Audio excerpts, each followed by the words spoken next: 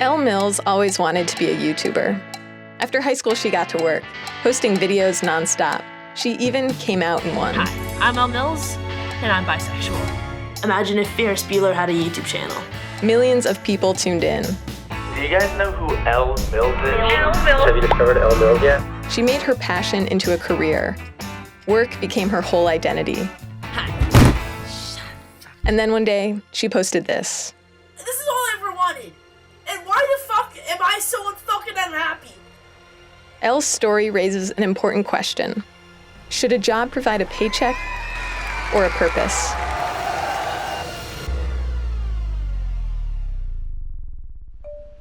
This idea of bragging to people, I had an all-nighter last night. We are essentially the workaholics of the world. This is Derek. He's a self-professed workaholic, and he recently wrote about why work is making us miserable. There's a psychology behind it. He calls it workism. Workism is the idea that work is the centerpiece of our identity, the focal point of our lives, and really the organizing principle of society. A lot of people have essentially turned to work to find the very things that they used to seek from traditional religions. Transcendence, meaning, community, self-actualization, a totalizing purpose in life. And so I think that in many ways we have essentially made our work our God. Workism was pioneered by the rich. It started with college-educated elites who were raised to turn their passions into careers.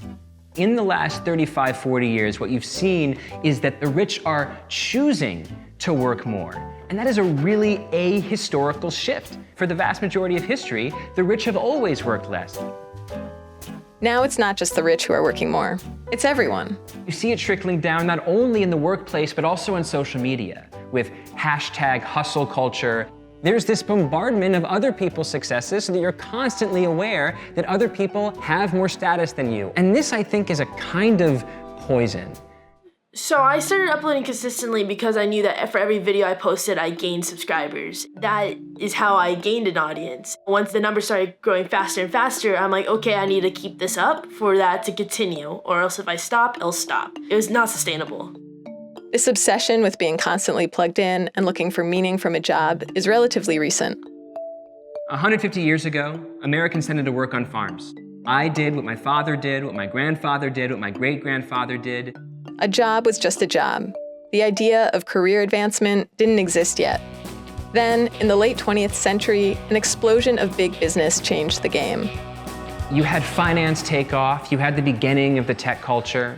With the invention of bureaucracies and multi-part companies, we invented that which we now call a career, this sort of narrative arc toward a series of acronyms, CEO, CFO, CMO. That is a very modern invention. I think it's fair to say that we've evolved from jobs to careers to callings. You can actually hear this gospel being preached to the next generation. The single most common piece of career advice in commencement speeches is, Follow your passion. Love what you do. Take a chance on doing what you love. but most of the available jobs in the economy are not designed to stoke passion. A lot of jobs suck. They're designed to sell stuff to people and make money for their bosses. And this is where the central problem lies. I think at the end, we're being sold a false American dream. We're being sold a vision of how life works out for a minuscule few of Americans, and telling all Americans that this is what they should pursue. And it's setting ourselves up for the anxiety and the frustration and the worries and the spiritual and psychological burnout that so many of us are feeling. Most full-time employees report feeling burnt out on the job. And the WHO recently decided that burnout can now be diagnosed as a medical condition. So if workism is leading to this epidemic, what would it take to change the mentality? I don't think anyone has ever been able to provide a clear and final answer to the question, how do I balance my life between love and work and family and friends? But here are two answers. The top-down solution is we should change public policy. We should make it easier for people to work less while still making a living wage. But there's also bottom-up solutions. Therapy, Buddha, existentialism. From my experience, I've been learning to create boundaries for myself to protect my mental health, my career, my privacy.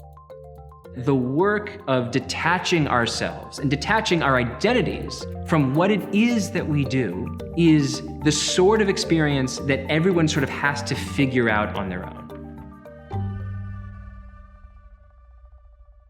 Hey, thanks for watching. This is the pilot episode of a new series at The Atlantic where writers like me talk about topics that fascinate us. If you like what you heard and you're not sick of hearing me talk, please subscribe to my tech podcast with The Atlantic, Crazy Genius.